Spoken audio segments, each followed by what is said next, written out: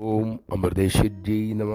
പശുക്കളുടെ ചുമതലയുള്ള ബ്രഹ്മചാരി അവർക്ക് തീറ്റയും വെള്ളവും കൊടുക്കാൻ ഒരു ദിവസം എന്തുകൊണ്ടോ മറന്നുപോയി. ഉച്ചയായപ്പോഴാണ് അതറിഞ്ഞത്. അമ്മ വിവരമറിഞ്ഞു. അദ്ദേഹത്തെ വിളിപ്പിച്ചു. വേദനയോടെ അമ്മ തിരക്കി, നീ എങ്ങനെയാണ് മക്കളെ അത് മറന്നുപോയത്? നീ കഴിക്കാനും കുടിക്കാനും മറക്കാറുണ്ടോ?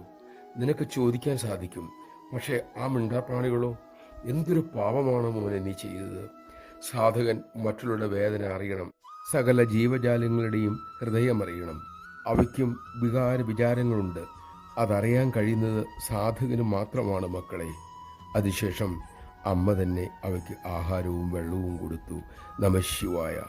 എല്ലാറ്റിലും അമ്മയുണ്ട് എന്ന അറിവ് എല്ലാവരോടും നന്നായി പെരുമാറാനും എല്ലാവരെയും സ്നേഹിക്കുവാനും നമുക്ക് ശക്തി നൽകും.